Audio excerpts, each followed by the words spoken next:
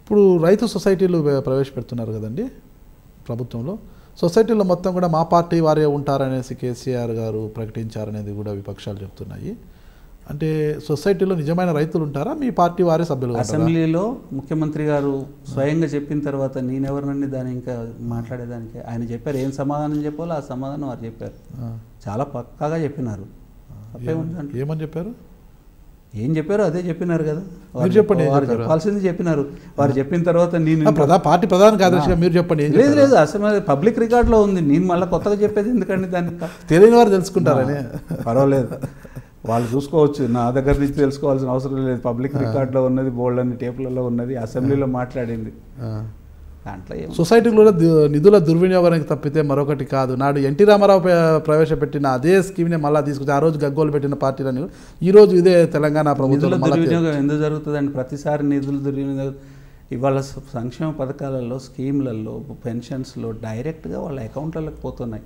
తర్వాత రైతులకు ఇచ్చే డబ్బులు కూడా వాళ్ళ అకౌంట్లకు పోతాయి. అకౌంట్ నెంబర్స్ కలెక్ట్ చేస్తూ ఉన్నారు. అకౌంట్ నెంబర్స్ అన్ని కలెక్ట్ చేసి అకౌంట్స్ ఆధార్ని అనుసంధానం చేసి డైరెక్ట్గా అకౌంట్లకు డబ్బులు పోతాయి. ఇంకా దుర్వినియోగం ఎక్కడ ఉంటుందండి? రాజకీయ నిరుద్యోగులకు తెలంగాణలో అంటే టీఆర్ఎస్లో ఉన్న రాజకీయ నిరుద్యోగుల కోసమే సొసైటీలు పెడుతున్నారు అన్న విమర్శలకు మీరు ఇచ్చే సమాధానం? గుడ్డి వాళ్ళకి ఏం సమాధానం చెప్తామండి?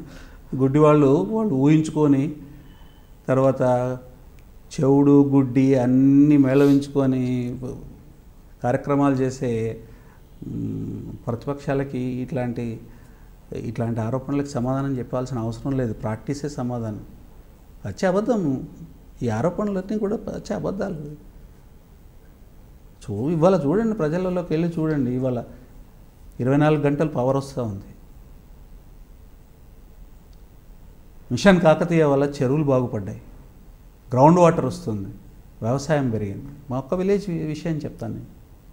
92% భూమి ఇవాళ వ్యవసాయంలోకి వచ్చింది. మాకు ఒక ప్రాజెక్ట్ లేదు, ఒక ప్రాజెక్ట్ కూడా లేదు.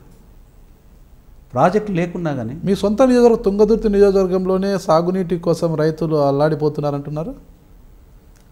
టీఆర్ఎస్ ప్రభుత్వం వచ్చినప్పటి నుంచి ప్రతి సంవత్సరం చెరువులు నింపుతూ ఉన్నారు. గోదావరి నీటితోని చెరువులు నింపుతా ఉన్నారు. వరద కాలువ ఉన్నది, వరద కాలువ ద్వారా చెరువులు నింపుతారు. వాళ్ళు తుంగతుర్తిలో ఎందుకు సాగునీటి కోసం రైతులు అలమటిస్తున్నారంటారు? ఎవరు చెప్పినారండి? ప్రతిరోజు పత్రికల్లో వస్తూనే ఉన్నాయి కదా. పత్రికలలో ఎక్కడ రాలేదు.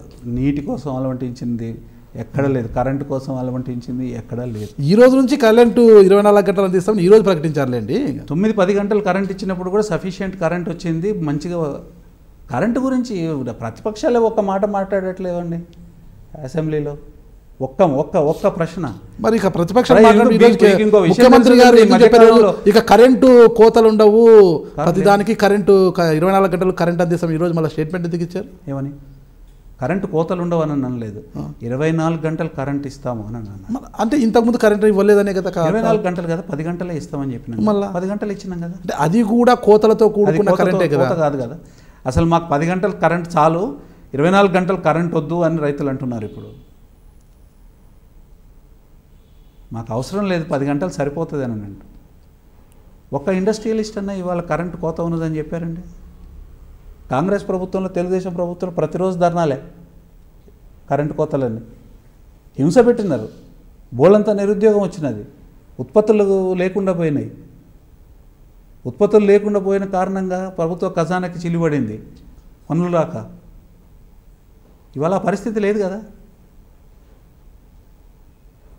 ఎక్కడుంది? లేకపోతే డబుల్ బెడ్రూమ్ హౌస్లు ఎంతవరకు వచ్చాయండి?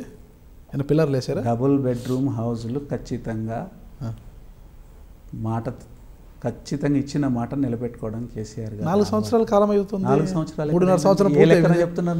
3.5 సంవత్సరాలలో మీకు చెప్పినాను. ఒక 2015 ఏప్రిల్ దాకా మాకు బడ్జెటే లేదు. బడ్జెట్ వచ్చింది, మొట్టమొదటి బడ్జెట్ 2015 ఏప్రిల్. అప్పటి నుంచి అనేక ప్రాజెక్టులు అన్నీ అమల్లోకి వచ్చినాయి. తర్వాత ఇవి కూడా కడుతూనే ఉన్నారు. ఖచ్చితంగా ఇంప్లిమెంట్ చేస్తారు. 5 సంవత్సరాలలోనే మొత్తం అందరికీ డబుల్ బెడ్రూమ్ ఇస్తామని చెప్పారా? మీ ప్రభుత్వం 5 సంవత్సరాలే కదా. ఎందుకు? ఎవరు చెప్పినారు? వచ్చే 20 సంవత్సరాలు మా ప్రభుత్వం ఉంటుంది, ఎవరికి ఏం కంగారు అవసరం లేదు. అంటే రాజ్యాంగంలో ఏమన్నా మేము ప్రజల్ని మెప్పించి గెలుస్తామండి, మళ్ళా గెలుస్తామంటారు? ఖచ్చితంగా ఖచ్చితంగా గెలుస్తాం. ఆత్మవిశ్వాసం లేనివాడు ఏమైనా ఆలోచించుకోవచ్చు. తెలంగాణ మంచి పని చేసే ప్రజా వాళ్ళకి వ్యతిరేక ఆత్మవిశ్వాసం విధానాలను ఉన్నవాడికి అవలంబిస్తుంది. 20 ఏళ్ళు ఇంకా మీరు ఈ 5 సంవత్సరాలు ఇప్పుడు ఈ టర్మ్ కాకుండా ఇంకా 20 ఏళ్ళు కేసీఆర్ గారి నాయకత్వంలోనే టీఆర్ఎస్ నాయకత్వంలోనే ప్రభుత్వం ఏర్పడుతుంది. ఇంకా 20 ఏళ్ళు సీఎం కేసీఆర్ గారు అంటారా? అంటారండి ఖచ్చితంగా.